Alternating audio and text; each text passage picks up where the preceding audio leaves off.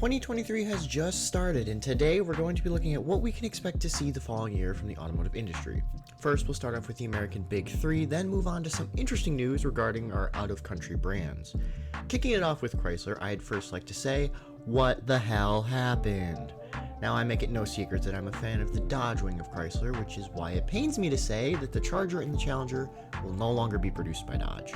They will, however, be issuing a series of last call special edition models to bid farewell to the iconic muscle cars, with a hefty price tag starting at just over 60,000 big ones. Now, that's neat and all, but seriously, what were they thinking?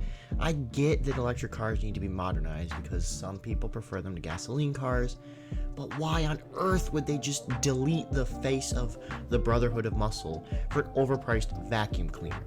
Yeah, that's right, I said it. The newest addition to the Dodge family, the Charger Daytona SRT, might be cool looking, sporting a classic 60s Dodge logo and an awesome integrated front wing that doesn't look like a nose job went horrendously wrong, which is also supposedly going to help the car's aero be 25% better than current Dodge vehicles. And I suppose it does at least manage to keep the muscle car look that we know and love. However, not a lot of people are happy with them, just ditching the Hellcat engine in favor of a soundbox that is quite literally a Hoover. Okay, here, find the difference between these two clips for me.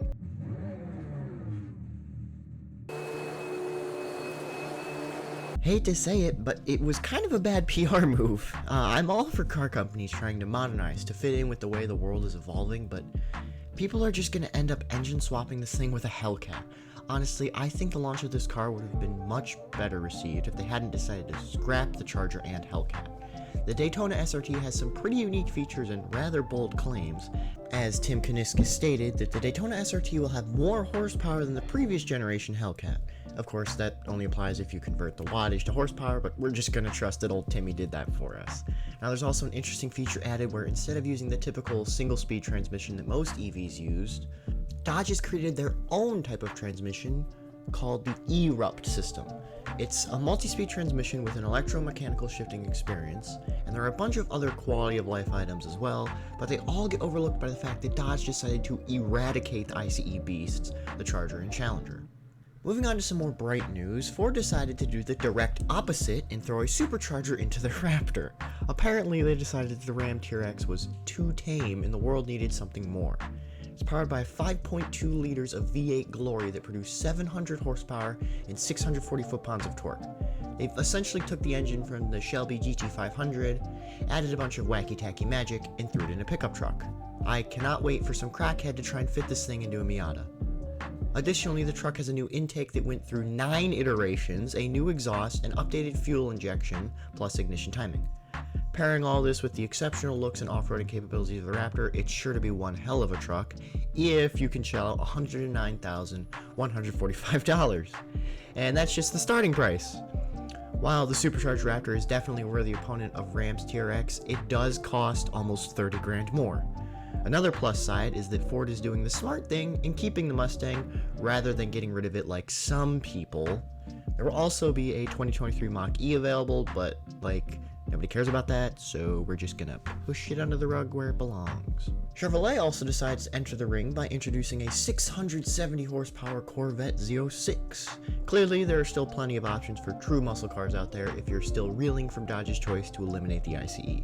Well, I guess technically the Corvette's now more in the supercar range than a muscle car, but there's always the Camaro to fall back on. Anyway, this new Z06 doesn't disappoint, doing a justice to the ICE by essentially saying, we put a big-ass V8 that revs to 1 billion and will only go in one model, will be hand-built so it will fit pretty much nothing else, have way less torque than its predecessor, but who cares because it will sound so ear-meltingly good at 8,500 RPM that you'll forget about your unanswered letters from the IRS.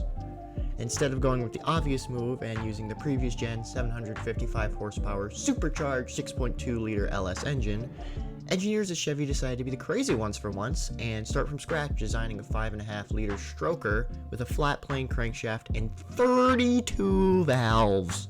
This 8,500 RPM LT6 engine instead generates 670 horsepower the naturally aspirated way. This thing is going to sound like someone strapped a megaphone to an atomic bomb and pressed the big red button. it's like a lighthouse designed for blind people. Apparently, during a lap around the Nürburgring, the screaming of the Z06 could be heard during the entire lap. For those of you who don't know, the Nürburgring is almost 13 miles long. I'm pretty sure it would give Helen Keller a headache.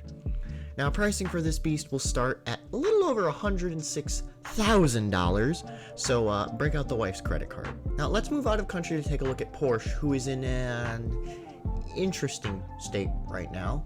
At first, we thought they were going full EV, and then they started doing research on synthetic fuels, which made us think, oh, maybe they're not. But now they're increasing their EV lineup in 2023, so no one really knows what the fuck is going on.